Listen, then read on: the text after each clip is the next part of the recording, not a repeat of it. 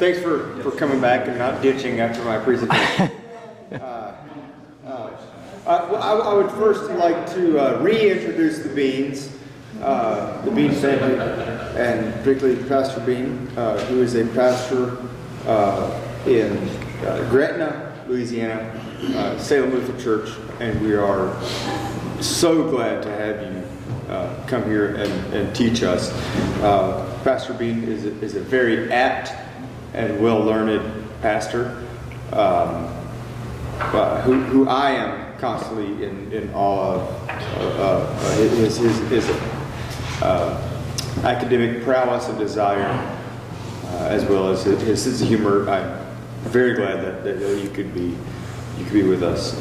All of you, particularly. But welcome, and please welcome Pastor Beane. And Pastor Beane will be preaching today for the Divine Service, and so he will lead us on. All right.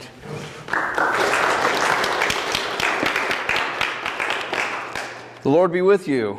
Well, good morning, everyone. It's a real privilege to be here. First of all, I want to thank Augustana Lutheran Church. I mean, how cool is this? You have a congregation founded in the South in 1905, and they chose as their name the Latin title of the Augsburg Confession. I mean, that is a statement of confessional faithfulness that is still maintained to this very day. I understand the good members of Augustana recently signed a recommitment to the Augsburg Confession. And I mean, this is just absolutely wonderful, especially because for me, the Augsburg Confession is what brought me into the Lutheran Church. I read it. It was a pastor gave it to me. I read it. I was 17 years old, and I said, yes, this is what I believe. And I was actually brought in through Holy Baptism when I was 18. So I've taught the Augsburg Confession many, many times in a lot of different places. And so to come to a church called Augustana is wonderful. And also I want to thank Pastor Mize for inviting me.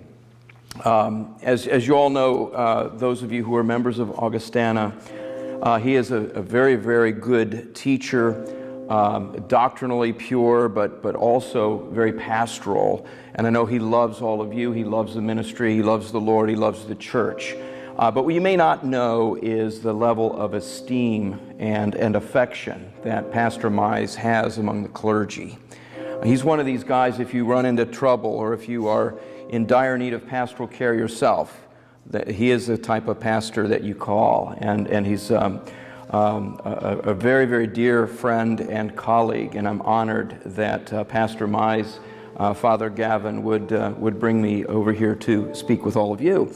And I'm also really honored and grateful to be on the same program, if you will, with Dr. Stuckwish.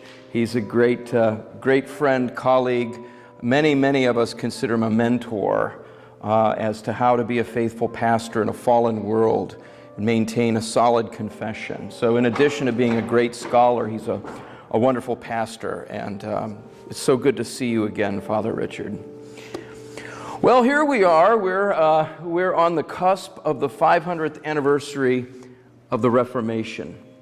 So it's a big deal. We're seeing this everywhere.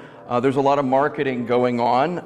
Everyone wants to sell books and CDs and bobbleheads, and there are articles in journals and tours of Germany and documentaries and all sorts of things on account of this real Jubilee year, the 500th anniversary.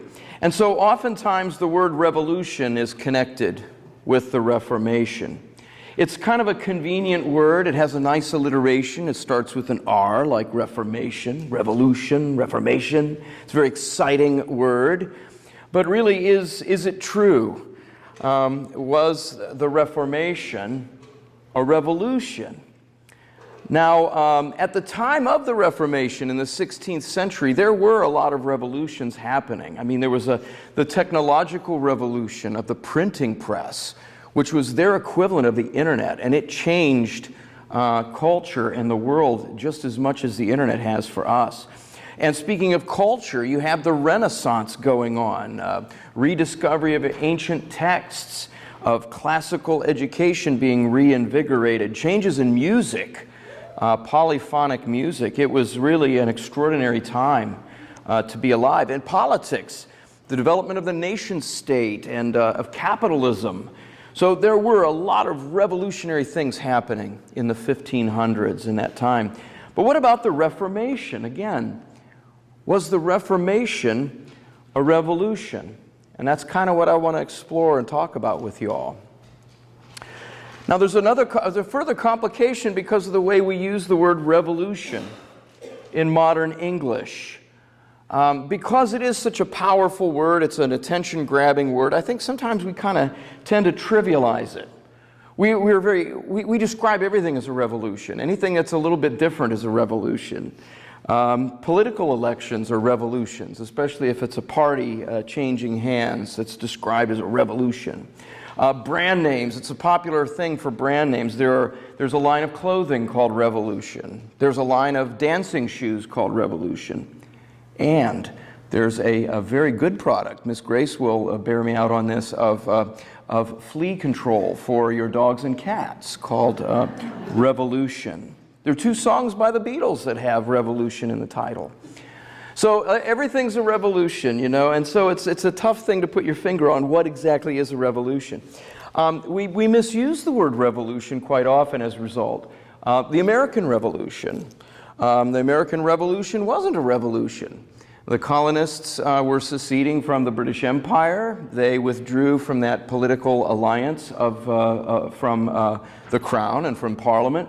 But they were not trying to overthrow the British government. They were not trying to put a new king on the throne or unthrone the king and establish a republic or to do the Guy Fawkes thing and blow up Parliament. They didn't do any of that. They simply withdrew.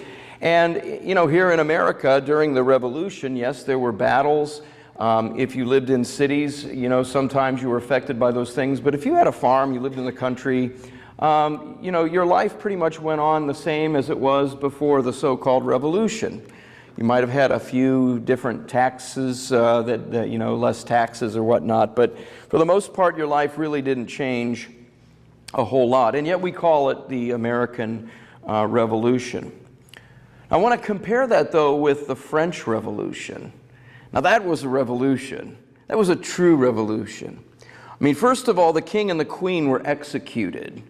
The monarchy was overthrown in France, and it was replaced by a republican form of government. But it went beyond that. The French Revolution really was revolutionary in every sense of the word. You had fundamental social changes in France during that time. Like, I'll give you an example, like at the Notre Dame Cathedral. And the same thing also, similar things happen in churches across France. The Notre Dame Cathedral, the altar was dismantled, and up front they erected a statue of the goddess Reason. And they turned the church into a temple of the cult of reason. And the government really did attempt to eradicate Christianity and replace it. This was done in churches all over France. They put idols in them and turned the clergy out into the streets. Their sense of time was reordered. They attempted to. It wasn't very successful. But you know, they adopted the metric system, which is one thing that did stick. They tried to metrify the hours of the day. In other words, they wanted to get rid of the 12-hour clock and replace it with a 10-hour version. That didn't go over too well. They tried to make the week have 10 days because they wanted everything to be base 10. That didn't go over too well. But I mean, they did try, and they had a revolutionary calendar. The months, they changed the names of the months. They changed the names of the days of the week because they were trying to sever all ties to the past. They were trying to get rid of tradition altogether. Any reminder of that old way of doing things. Social relationships were completely redefined in the French Revolution. Of course, they wanted to abolish the aristocracy, the ruling class, the people who inherited lands and titles just because of the accident of birth. And so they replaced it with an extreme form of egalitarianism where everybody was equal. They got rid of all the titles. You didn't have kings and dukes and lords and so forth. Everybody was citizen. Men and women alike were referred to as citizen. And of course, we know that there were a lot of repercussions, a lot of unintended consequences, a lot of things that got out of control, people accusing each other of treason and going to the guillotine, and then the groups of people who sent other people to the guillotine found themselves at the guillotine, and that was known as the Reign of Terror. Now that is a revolution. Okay, so 1917, you had the Russian Revolution, which had some of the same kinds of things going on as well. That really is what a revolution is. To take a little bit of an excursus about this whole concept of revolution and how the ramifications of revolution are really far-reaching, I thought it was really interesting. I saw a documentary with this British historian. His name is Alistair Bruce, and he's the consultant, the historical consultant on the Downton Abbey series. And Downton Abbey is a British TV show. Most of you probably know about it or maybe have watched it, but it's set in a British manor house slightly before and after World War I. They call it the Edwardian period after Queen Victoria. But what's really interesting, and this historian, Dr. Bruce, talked about this, at that time, this is early 20th century, there were very, very strict rules of conduct. I mean, to us they looked like insane. You had to sit a certain way. You had to stand a certain way. You had to button your coat exactly right. You had to address people in the proper order, in the proper form. Everything down to the most minute detail of life was regulated.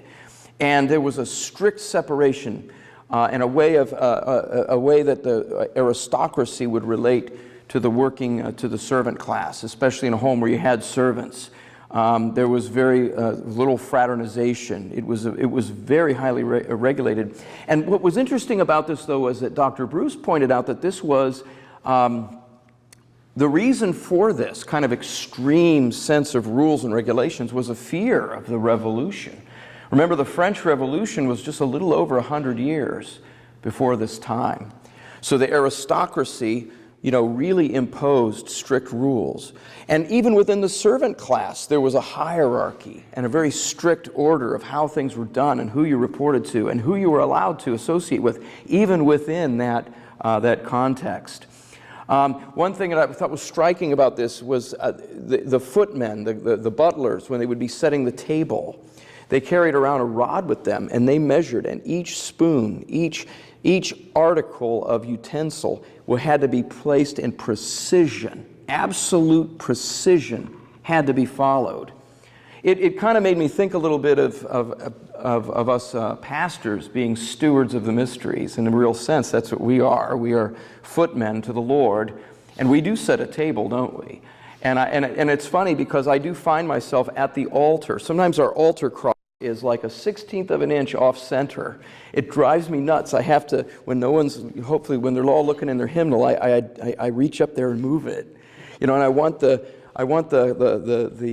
tabernacle, not the tabernacle, but the cover, the altar, the veil, to be, just as perfect as I can possibly get it. And it really is, because we are serving the King. And it's almost maybe built into us a little bit. But anyway, this revolutions really do have far-reaching ramifications that flow from them. And so, again, what about the Reformation? Was the Reformation a revolution? Well, I can't answer the question yet. There's another complication, because which Reformation are we going to talk about? Because there were you could say at least 4 Reformations. There was the Lutheran Reformation, which we're all familiar with. There was a Reformed Reformation under the leadership of Zwingli and Calvin that affected more Switzerland and France and other parts of Europe, and also Scotland. There was also an Anabaptist revolution, which is the third main one. The Anabaptists were called the Radical Reformation. That gives you a little clue about whether or not the Reformation was revolutionary in nature. And then in England, you had another Reformation going on, which was kind of a combination of all the other ones, because there were so many different voices of reform going on and such complicated politics. So which revolution are we, which Reformation are we talking about? To say that whether or not it's a revolution, because they were quite different, these Reformations. Interestingly, if you Google Luther and revolution together, you get 24.7 million hits. So what is the perception of Martin Luther? That he was a revolutionary. The Lutheran Reformation was revolutionary. That's the sort of the popular sense out there. In fact, if you do that experiment, what comes up at the very tip top of the list is the Wikipedia entry on the Reformation. So, you know, there really is a sense out there that the Reformation was revolutionary. It's kind of funny, too, because a lot of Roman Catholics, traditionalist Roman Catholics, who are, most of the time, they're great allies with confessional conservative Lutherans because of, you know, the social things that we're struggling with in this country and in the world, and our commitment to, you know, confessional integrity, even where we disagree. But I notice that a lot of my traditional Catholic friends are becoming kind of cranky because they're kind of getting tired already of the Reformation hype, and so they're kind of stoking the flames, you know, and talking about us as being heretics again. They weren't doing that for a while, but it's the time of this time period, this Jubilee year of the Reformation, is bringing out some strong feelings. Well, the Lutheran Reformation, which is the one we're of course most interested in, when you look at it, the Lutheran Reformation was very conservative. It really doesn't qualify to be called a revolution. And I want to show you some examples that sort of make that case. Now, before I do, I mentioned the Anabaptists. They were the radical wing of the Reformation. I think it's very fair to call them revolutionaries. First of all, you know, in terms of change, in terms of doctrine and practice, they really did make revolutionary changes in their confession. Like, for instance, to reject baptismal regeneration and to reject infant baptism. That is a radical, revolutionary departure from the historic faith. We had never had any group of people claiming to be Christians, I mean, except for going way, way back into the very early church, where these early Christological and Trinitarian fights were being waged. So they were revolutionary in that sense. The Anabaptists rejected the real presence in Holy Communion. Again, this is a radical departure from the historic faith. They rejected holy absolution. They also rejected the divinity of the office of the holy ministry, in some ways kind of blurring the line between the clergy and the laity, and the idea of having a divinely instituted office is foreign to their theology. They had a much more functional view of the ministry. The pastor is a preacher, the minister is the one who just maybe knows the Bible better than anyone, and you know, not this sense of being ordained, being called by God to serve in a divine office. The Anabaptists rejected the historic liturgy. And of course that does fit their theology. Like as Pastor Mize was talking about, you know, if you really believe Jesus is present, that's going to affect how you worship, you know, how you conduct yourself in the presence of the King. Like if you're one of the servants in Downton Abbey and the Duke walks in, I mean, you're going to conduct yourself in a certain way. And that's just the reality of what you believe. If you don't believe that the Lord is present in his sacramental reality, if you believe that the bread and wine is just bread and wine, well, why in the world would you bow and scrape and kneel before bread and wine? That doesn't make any sense. And so it does make sense that the Anabaptists would make great reforms, you know, and essentially gut the liturgy and come up with something different. Of course, that includes the banishment of vestments and of various aspects of ceremony. Again, so that's the Anabaptist wing of the Reformation. I would say they really were revolutionary. In fact, they did get involved in some political revolution as well. The peasant uprising in Luther's day was, there was some agitation. The Anabaptists initially were, they rejected all forms of government, and so there was a lot of there were uprisings against the legitimate authority in the country. Now, as far as the other Reformation, the Reformed Reformation, they did reject the physical presence of Jesus, although trying to retain some kind of spiritual presence of Jesus. They did retain baptismal regeneration, but without as much emphasis. So they were not as radical by any means as the Anabaptists. They were more conservative, but still they were a little further towards that spectrum, I think, than the Lutherans. But the Lutheran Reformation was most certainly very conservative in its approach. Or as we say in the South, if it ain't broke, don't fix it, right? If something did need to be changed, if something was a false doctrine, then it would be modified. But, you know, the idea is not just to throw everything out and start all over from scratch. That's a revolutionary approach. You know, like if you have damage in your house, right? You can do a couple things. You can repair the roof, you can repair the porch, you can paint the house, or you can just tear the whole thing down and build a new house. That's really the difference between a revolution and a reformation. So really the Lutheran Reformation was to fix the roof and replace some of the broken boards that were damaged. In 1871, there was a Lutheran pastor named Charles Porterfield Krauth. He wrote a magnificent book called The Conservative Reformation and Its Theology. And that idea of conservatism, it's really something that he put forth as a theologian, as a teacher, and as a writer. And I think that it was an important thing at the time because, again, I think we have a tendency to sensationalize things.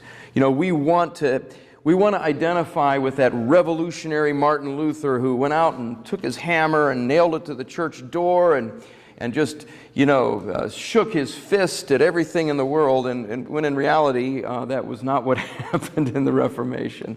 It was a very, very conservative set of reforms that our founders, our ancestors, our forebears in the faith undertook, which this church is actually named after, the Augsburg Confession. When you actually read it, it's remarkable how unrevolutionary it is. And that's one of the beauties of our Lutheran Reformation, because there is a sense of continuity. So anyway, I wanted to go over with you a few little excerpts, I think, that are kind of illustrative from the Book of Concord, and see if you think this sounds revolutionary or does this sound conservative. First of all, the Book of Concord begins with 3 documents that are not really Lutheran in origin. Isn't it kind of interesting? The Lutheran Confessions, the first 3 parts of the Lutheran Confessions are not really Lutheran confessions. They are Catholic confessions. They are universal Christian confessions, the ecumenical creeds. And that's not by accident. If you're a revolutionary and you're going to write a book of confessions, why in the world would you start with the most ancient confessions of the church? I mean, that is a pure statement of conservatism. The Apostles' Creed, the Nicene Creed, and the Athanasian Creed. That's where we begin our Book of Concord. And then right after that, of course, is our Augsburg Confession, which this church is named after. That is the first distinctively Lutheran confession that addressed the issues of the day of 1530 when it was written. It took up those controversies. It laid out, you know, of course, it's 21 articles of faith and an additional 7 articles addressing controversies in the church. But in the Augsburg Confession contains a couple of statements that I think kind of set the tone, if you will. They're like the theme of the whole confession, really of the whole Book of Concord itself, of Lutheranism itself. And if you take a look at, there's a little section right after Article 21. It's between Articles 21 and 22. I never know how to cite it because it's like, it's not really part of Article 21, but it's not Article 22 yet. But let me read to you. These are a couple of statements in that little section. This one says, "This is about the sum of our doctrine, in which, as can be seen, There is nothing that varies from the Scriptures or from the Church Catholic or from the Church of Rome as known from its writers. This being the case, they judge harshly who insist that our teachers be regarded as heretics. I mean, isn't that a remarkable statement? There is nothing at odds with Scripture, with the Church Catholic, or even the Church of Rome as we know it from its writers, from the fathers of the Church. We don't vary from that. Is that a revolutionary statement? Is that a conservative statement? It's an unbelievably conservative statement. Down a few lines, as the next section is introduced under the abuses which have been corrected, there's this statement.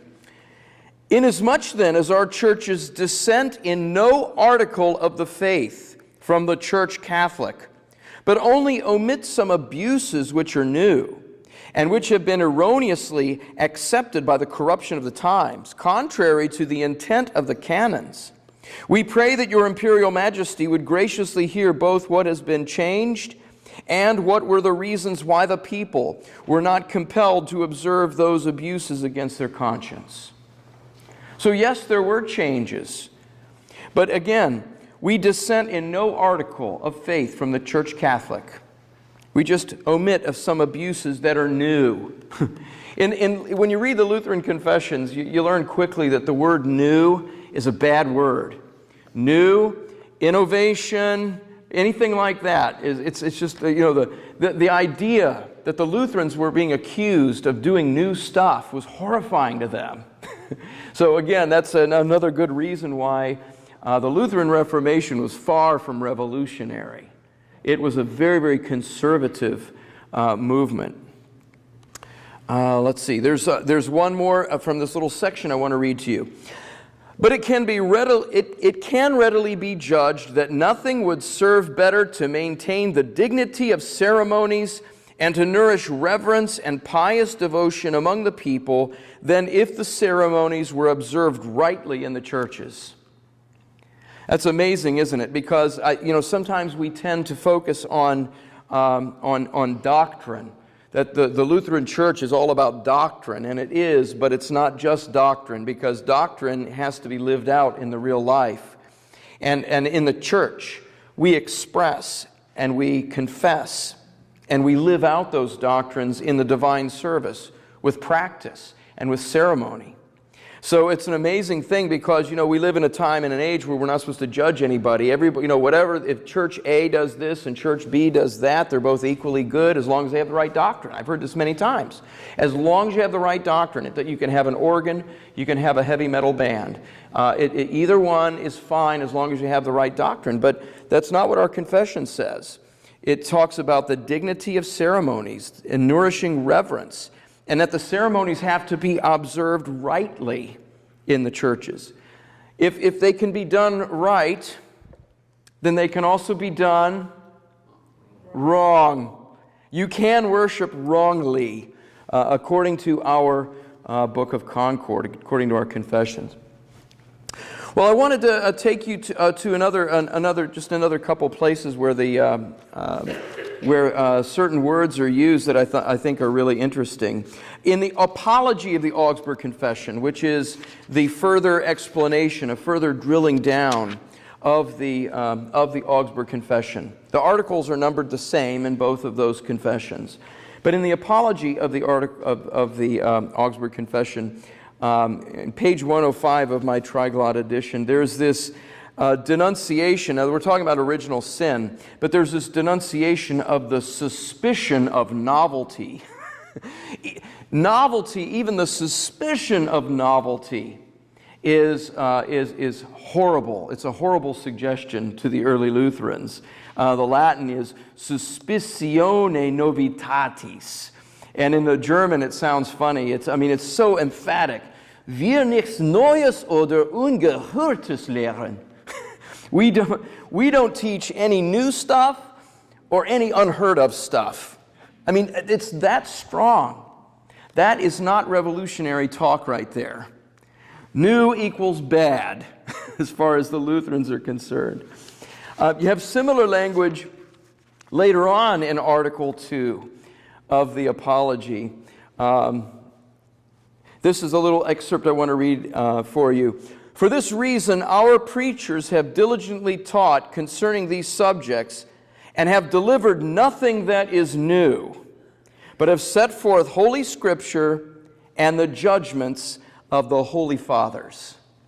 Nothing that is new. In Latin, it's a nihil novi. None of that novel stuff. Nihil novi.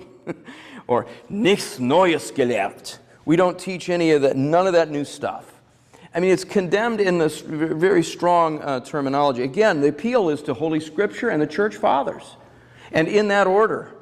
You know, we don't just pick up the Church Fathers and read them with as though they are equal to God's divine Word. No, we study the Holy Word, but we allow the Church Fathers to interpret them through the ages. We read the Scriptures in concert with the Church throughout the ages. That is not revolutionary. The Anabaptists would do it completely differently. Even modern-day Baptists, I grew up in the Baptist church. We would read the Bible in a very sanitized way. I mean, you would read it apart from any context, apart from any history, apart from any interpretive voices of the church fathers. It was just you, your Bible, and whatever you make of it according to your particular reading. And that's a very dangerous thing because people can have all kinds of wild interpretations if they don't have guidance from the church and from the fathers of the church.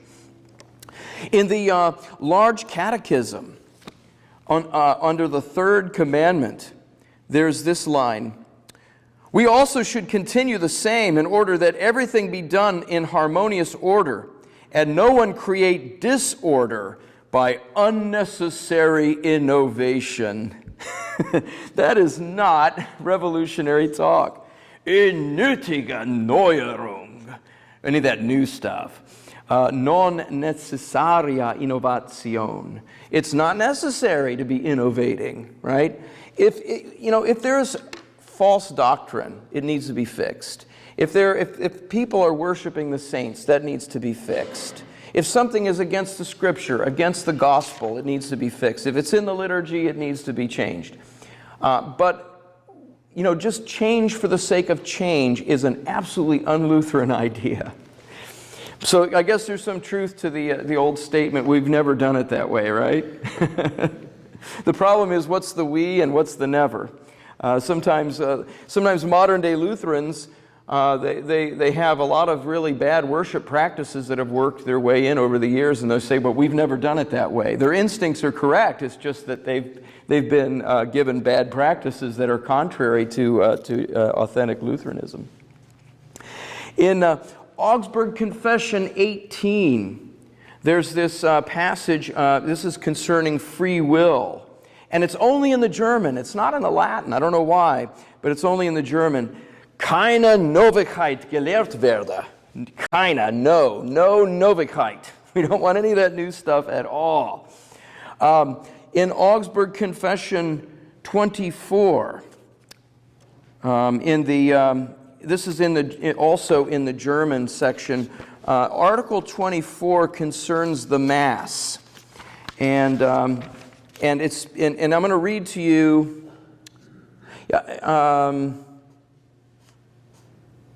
Well, it's unheard of. This is an interesting kind of thing. Unheard of innovation. What does it mean if something is unheard of? It's an emotional term, isn't it? It's like, that's unheard of. Like, that's just not done, right? That's what Grace's mother used to say. That's not done, right?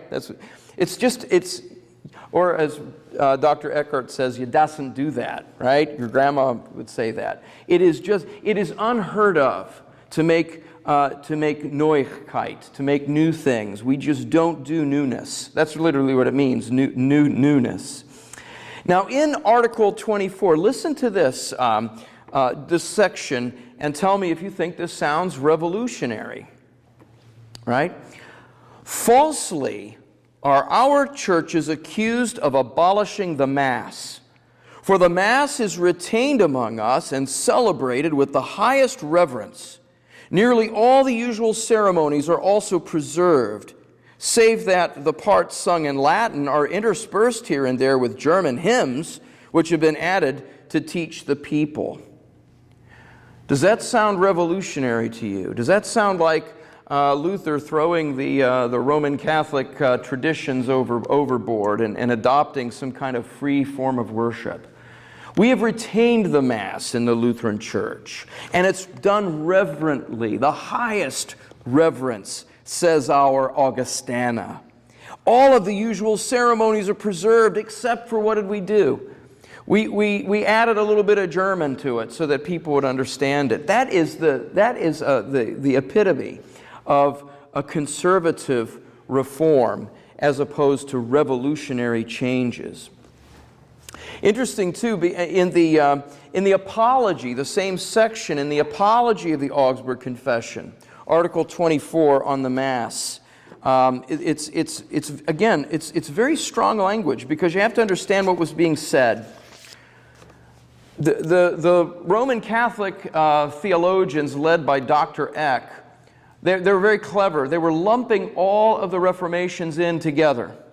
And they were saying, well, these reformers are teaching this, and this, and we're declaring them all heretics, right? But they put everybody in the same bucket. They didn't separate Lutherans, Reformed, and Anabaptists, because it's easier to smear your opponents when you paint with a broad brush, and that's exactly what was going on here. And the Lutherans were incredibly frustrated, because if Dr. Eck condemns the Anabaptists for abolishing the Mass, but we're put in the same bucket, that's very frustrating, isn't it? No one likes to be accused of something you didn't do, right? So the Lutherans were really angry about that. And so again, in the Apology of the Augsburg Confession in Article 24, it reads like this: at the outset, we must again make the preliminary statement that we do not abolish the Mass, but religiously maintain and defend it.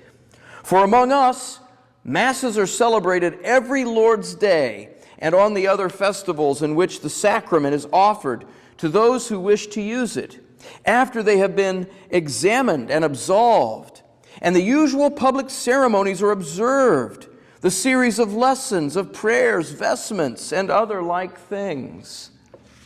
There is nothing revolutionary about that statement. In fact, there's a sense of frustration when you read it, a sense of anger, like we're being accused of being revolutionaries, and we're not. And it's really interesting to see that, nowadays we're back to that again, where a lot of people really think Lutheranism is a revolutionary movement, and especially in matters of liturgy, and worship. People think that we Lutherans have gotten rid of all of those Romish traditions, when again the Anabaptists spoke in those terms, the Lutherans did not. Another thing I want to share with you, I'm not going to read any excerpts from it, but there's a section that you may or may not have in your Book of Concord. It's not a section that we're committed to publicly as part of our confession. In other words, pastors don't take an oath to observe it, but from the earliest days, there's a section called the Catalog of Testimonies that's published with the Book of Concord. If you have the New Reader's Edition of the Book of Concord, it's in there. And what the Catalog of Testimonies is, it's a series of quotations from the early church fathers, showing how our confession is a continuity. It is a continuation of the ancient church. And it is an expression of our Lutheran tradition as following Orthodox Catholic theology and practice throughout the ages. So it's really kind of interesting to pick up the Catalog of Testimonies and read through it. And you'll find what that confesses is that we are anything but a revolutionary movement. We're a continuum, in fact. And it's both Greek and Latin fathers, by the way, that are being quoted in the Catalog of Testimonies. Another thing I did want to mention about the Book of Concord, the Anabaptists really were revolutionaries. They really were a radical movement within the larger context of the Reformation. The Anabaptists are mentioned 25 times in the Book of Concord. And every single time they're mentioned as being condemned. You know, we condemn their doctrine. We don't ascribe to what they believe at all. And it's typically pretty forceful language. It's not like, well, you know, the Anabaptists, we disagree with them on a few points. So it's like condamnus, you know, it's like these people are, they're completely wrong. And so, there really was an attempt by the Lutherans to completely distance themselves from that radical wing and to express just how conservative our reforms were. So that's about all I wanted to share with you from the Book of Concord. I have a few more things I want to go through, and if I have time, maybe I could field some questions. But I did want to call your attention, and this is a pretty big flyover. But at the time of the Reformation, the people didn't understand the liturgy because it was Latin. Now, educated people did. Educated people understood Latin. Most people did not. And so it was just a bunch of mumbo-jumbo. Parts of it were said in secret by the clergy. It was a lot of pomp and circumstance, and the people weren't educated about what the ceremonies really meant for the most part. And so what happened was the Reformers, Luther in particular, created an evangelical reform to the Latin Mass. So in 1523, we had a Latin Mass, but the big part of it was there was a part of the liturgy called the canon, which had a lot of false doctrine in it. And the canon of the Mass was, rather than try to fix it, Luther just sort of took the whole thing out. Actually, part of it has gone back in our Lutheran service book, obviously an evangelical, doctrinally correct Eucharistic prayer that we find in there. But Luther basically took that part out. But other than that, it was very, very similar. It was almost identical with the Roman Mass. The changes were very similar. In 1526, Luther created a German Mass, and this is very similar to what we have as Divine Service 5 in our LSB hymnal. Basically, what he did was he took what we call the ordinaries of the Mass, the parts that are repeated in Latin, and he translated them into German, but made them songs rather than chanting certain texts. He kind of paraphrased the text into hymns. And from what I've learned, from what I've been told, and Dr. Stuckwish knows much more about this than I do, my understanding is that that really didn't replace the Latin portions, but maybe the choir would sing portion and hymns, and it would supplement the Latin. And of course, there was some local variation as to how it was used. But again, the point is that Luther didn't just tear the whole house down and build a new house on the foundation. He basically translated what we had into German so that people could understand it. In fact, if you have the Reader's Edition of the Book of Concord, there's right after Article 24 in the Augsburg Confession, there's this page. It's like a chart, and it compares the medieval Latin Roman Mass on one column with the Lutheran Mass on the other column. And it's just amazing when you see it presented that way. It is virtually identical. Really, the only thing that's in one but not the other is the canon.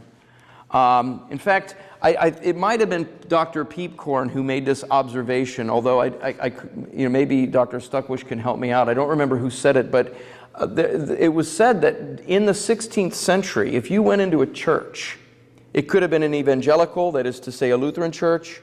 It could have been a Roman Catholic church. But when you went into the church and you heard the liturgy, you wouldn't know. You may not know which kind of church you were in until you got to the sermon. Because the Roman Catholic churches at the time, and in many places, preaching just kind of fell by the wayside.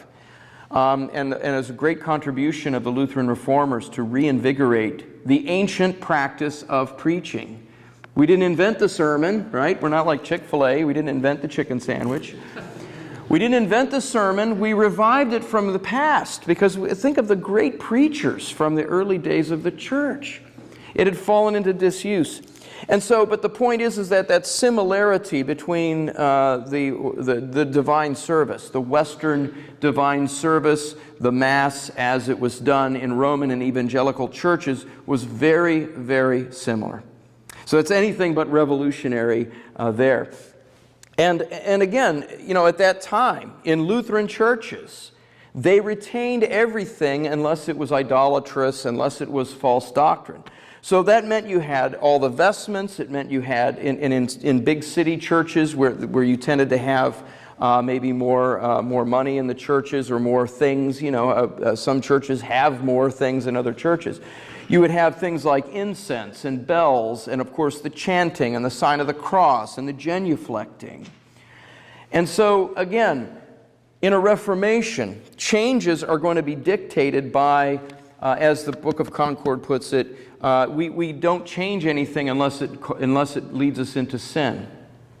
So if there's a statue of the Blessed Virgin Mary and the people are praying to it, well, then it might be a good idea to reform that, right? It doesn't mean you smash the statue in pieces, or it doesn't mean you have to do something radical. Maybe move it in a different place in the church, or maybe make sure that our Lord is with the Blessed Virgin, and do away with the prayers to the Blessed Virgin and that sort of thing. That's the difference, again, between a Reformation and a revolution. So in the Lutheran Reformation, think about the conservatism of what they were trying to do. They were restoring the ancient doctrines of the church that had gotten muddled up by the time of the Reformation. And they wanted to make sure those practices were rooted in Scripture, which is exactly how the early church fathers spoke. Also, the centrality of Christ and the cross and justification, that had to be reinvigorated into the church. Again, that's nothing new. If you read sermons by St. Ambrose and St. Augustine, they sound like Luther, for crying out loud. They sound like sermons that could be preached in a Lutheran church today. And that's because the Lutheran Reformation was not a revolution. Again, I mentioned the restoration of preaching, which had fallen into disuse in many places. The use of the vernacular language. The reason you had a Latin Bible and a Latin Mass was because that's what people spoke in the Roman Empire. But over time, Latin evolved. It became French and Spanish and German and Portuguese. It changed. And so, but they, in the universities and academic settings and in the church, they continued to use the Old Latin. It's similar to what you have in Russia. I thought it was kind of funny. The Russian Orthodox Church does not worship in Russian. If you want to go to the liturgy in Russian, you have to go to the Lutheran Church. The Lutheran churches in Russia worship in Russian. What language do the Russian Orthodox churches use? It's called Old Slavonic. It's kind of like we have Old English. And Old Slavonic is the ancient form of the language. And rather than update it for the sake of the understanding of the people, they retained it for the sake of tradition. And tradition's good. But if you came to church and you had no idea what was being said, that wouldn't be so good. So the Lutherans reinitiated the vernacular language. Luther translated the Bible into German. The liturgy was, German hymnody was being brought in, and the liturgy in German. Of course, preaching in German. And of course, that goes on all around the world, whatever language. Wherever you find Lutherans, they use the vernacular language. And also catechesis had fallen by the wayside, and the people needed to learn their catechism. And so Dr. Luther did the church a great service by giving us the small and large catechisms and telling fathers of families, this is your job, it's not your pastor's job, it's your job to go teach your children this catechism. And that sense of reinvigorating so the people would understand the faith. That's not revolutionary. That's really a very conservative change. Now, speaking of revolution, as we understand the church today, in the Lutheran Church, and of course, especially in the Missouri Synod in the United States, there have been some revolutionary changes. These did not come about at the Reformation, though. In most cases, these revolutionary changes happened later, or even in our own time. And I'm referring to things like the infrequent celebration of the sacrament of the altar. I'm 100% with Pastor Mize. I don't understand for the life of me why any Christian congregation would want to gather on a Sunday morning and not have the Lord's Supper. It is so frustrating, to visit another church. I remember we were refugees from Hurricane Katrina. We went to Arkansas, and we found a Missouri Synod church. And I was running to get there, but to consult with the pastor to tell him my family would like to take the Holy Sacrament. And I ran. I was all sweaty, and I got to the sacristy, and the pastor says, "Oh, no problem. It's not a communion Sunday." And he was happy about it. It's like I'm supposed to be happy that it's not a communion Sunday. What did we just read in Article 24? Every Sunday is a communion Sunday. It's in our confession. I know the saints at Augustana Lutheran Church know that because they know what the Augustana says. There is no such thing as a non-communion. That is a revolution, dear friends. To have non-communion Sunday. That's revolutionary, and it's un-Lutheran. And, a lot of pastors have had their careers, their ministries ruined because of, coming out of seminary and trying to reinstitute every Sunday communion. There's bad ways to do it, but, our confession does say that's what we do. That's just what we do as Lutherans. That's what the church has always done. It's in the book of Acts. That's what the church did from the earliest days. And not having communion every Sunday is revolutionary. Look at this beautiful chancel, the stained glass, the architecture of this. This is a modern building, but it's beautiful, and it's Christocentric. It's centered on Christ. It's centered on the cross, and it's filled with beautiful art to look at. Have you gone into Lutheran churches that look like, they look like a model room in a condo or something where they're trying to sell, it's just plain walls, plain white paint, and nothing interesting to look at. As Pastor Mize it articulates so well, we're sensory people. We see, we hear, we taste, we smell. This is how the Lord communicates with us. And 80% of human communication is nonverbal. So what you see, what you hear, all of these things combine to present the gospel to us. And so when you go into a church where there's no art, where the Lord has been removed from the crucifix and it's just plain, that's really revolutionary. In the Lutheran Church, we're the church that gave the world Johann Sebastian Bach. Some of the most magnificent music in the world was written by Lutherans for Lutheran worship. Cranach, who painted these beautiful works of art that you have right here as you exit the doors. Again, this is within our Lutheran tradition. Beautiful art is firmly within our Lutheran tradition. I sang in the seminary Contrai at the seminary. We went on tour and we sang as a choir. And my cousin's husband, who had converted from atheism to Eastern Orthodoxy, he came to visit. He came while we sang, our church sang. And we visited this church in Seattle. And it was a very plain church. It was just literally a very plain altar and a plain cross on the front. And that's all there was to look at. And my cousin's husband is used to seeing icons like you have on the back wall absolutely everywhere. If you've ever been to an Eastern Orthodox church, they're covered in icons and gold and beauty and just almost a sensory overload, really. And he told me afterwards he loved the choir, he loved the music, and he appreciated the fact that our liturgy, he recognized it as an Eastern Orthodox Christian. We sang the evening prayer liturgy. But he says, there was just nothing to look at. So you don't have that problem here at Augustana. Also, what is revolutionary is the disuse of private confession. Now that started to happen in Luther's day, and he tried to put a stop to it. The idea that if you don't have to go to confession before going to communion, and people just quit going to confession, and Luther railed against that. In fact, he said, when I urge you to go to confession, I'm urging you to be a Christian. But I've had parishioners, my own parishioners, who a few years ago, and they've been well catechized by their pastors, by my predecessors. And I've had adult parishioners tell me, well, I didn't know Lutherans did private confession. And so, that is revolutionary to remove that. Also, ceremony. In so many places, you'll find Lutherans, the people don't make the sign of the cross. Many of my parishioners do, and many don't. And it's not something you have to do. But how does Luther word it in the small catechism? When you get up in the morning, you make the sign of the cross and you say this prayer. It's like when you get up in the morning, you brush your teeth. I mean, it's just what you do. The assumption is that's what we do. And the idea that we somehow got rid of that. The Anabaptists got rid of it. We didn't. Things like elevation, when the pastor is conducting the divine service, when he is the celebrant, elevating the elements.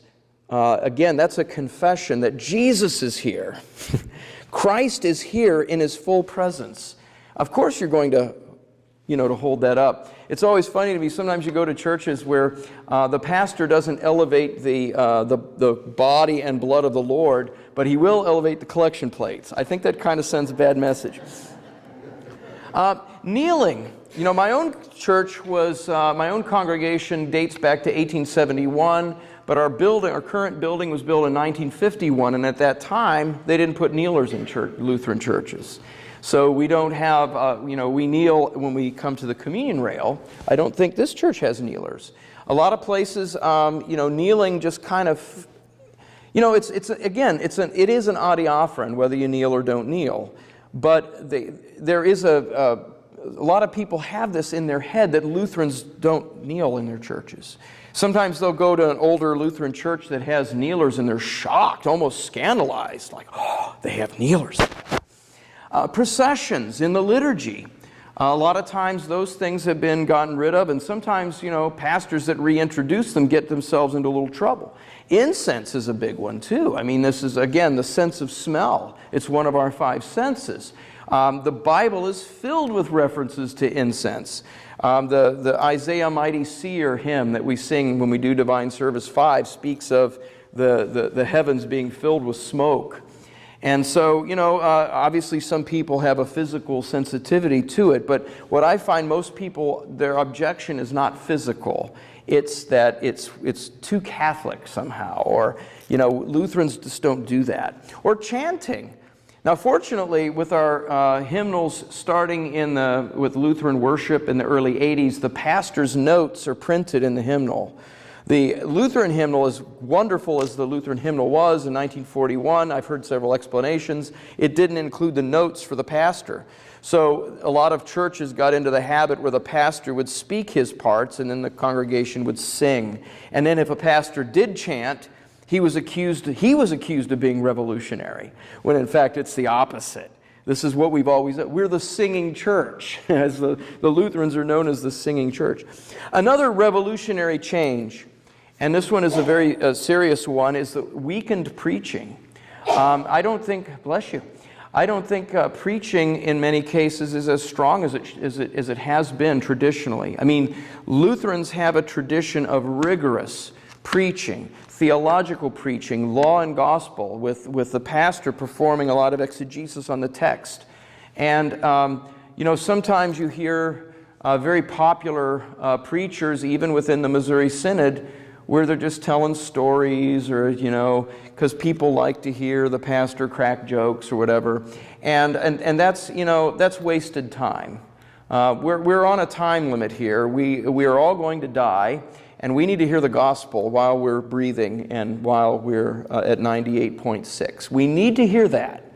And we never know when we will hear the Word of God that last time before we cross over. And so there's not time to be joking around about stuff. There's a time to do that.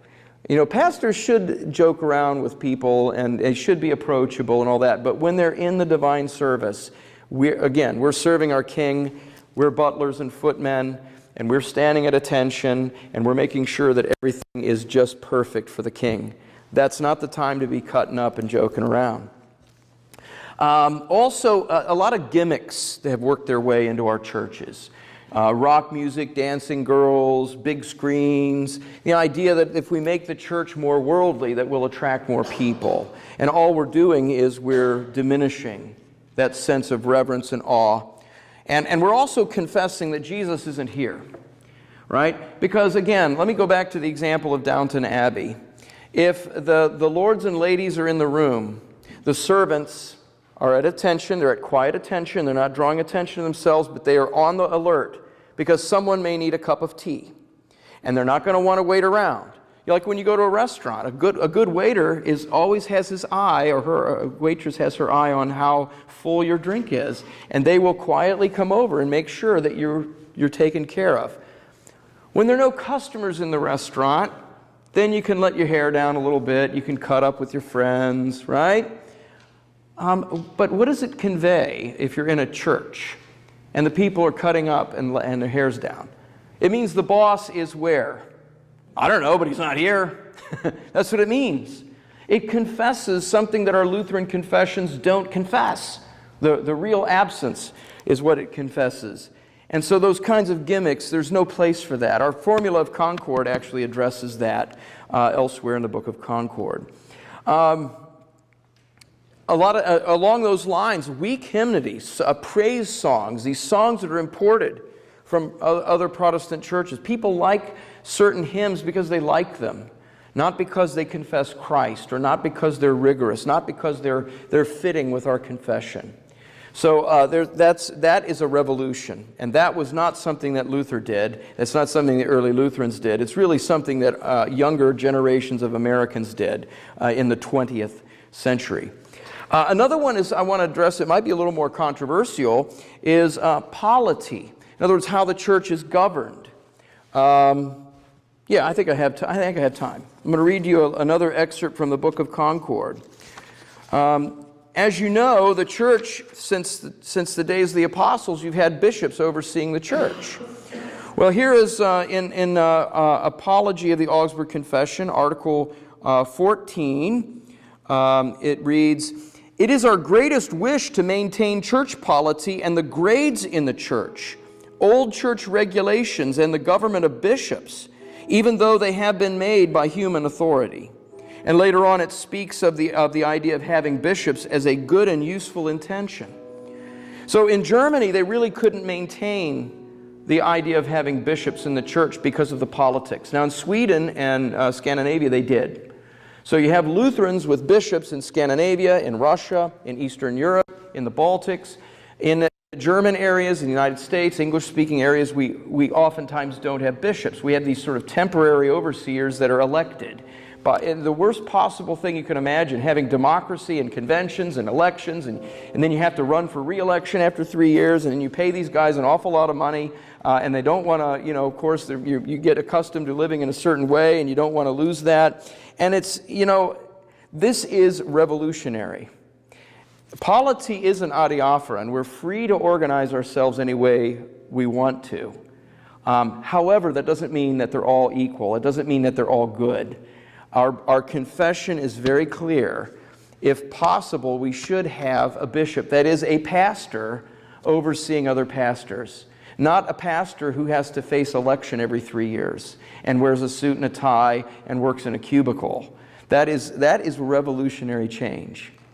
That is what we have in the Missouri Synod, but I would argue that is a revolutionary thing. But that's not something that the early Lutherans put in. But as far as Reformation versus revolution, or if you look at changes, because the Lutherans did make some changes in doctrine and practice versus what was going on in the Roman Catholic Church at the time. But when you look at change, what is motivating the change? I think that's the best way to figure out whether something is a revolution or a reformation. Is Christ and the cross the motivation, right?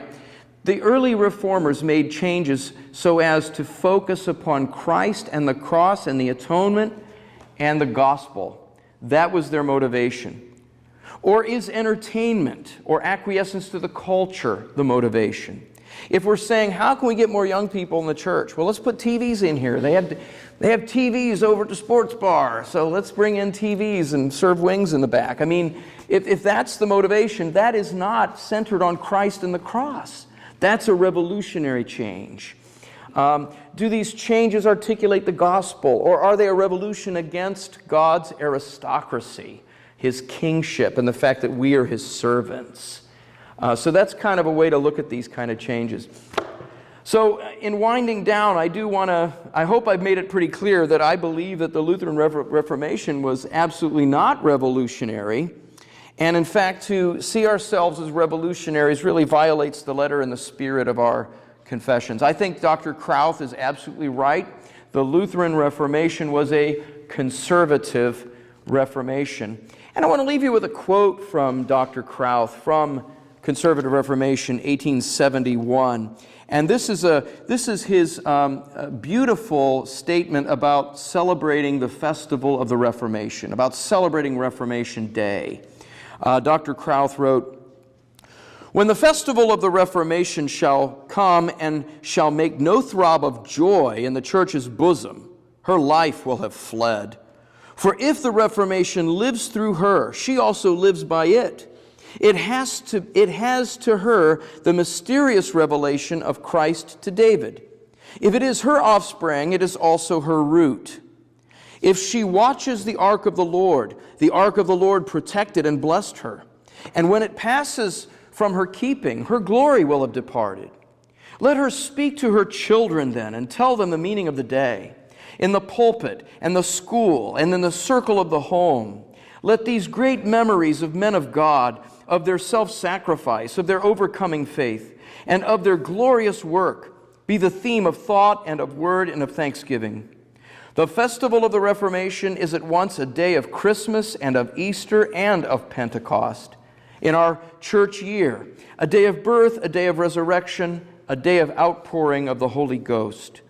Let its return renew that life and make our church press on with fresh vigor in the steps of her risen Lord as one begotten again and born from the dead by the quickening power of the Spirit of her God. Let every day be a festival of the Reformation and every year a jubilee." Thank you very much.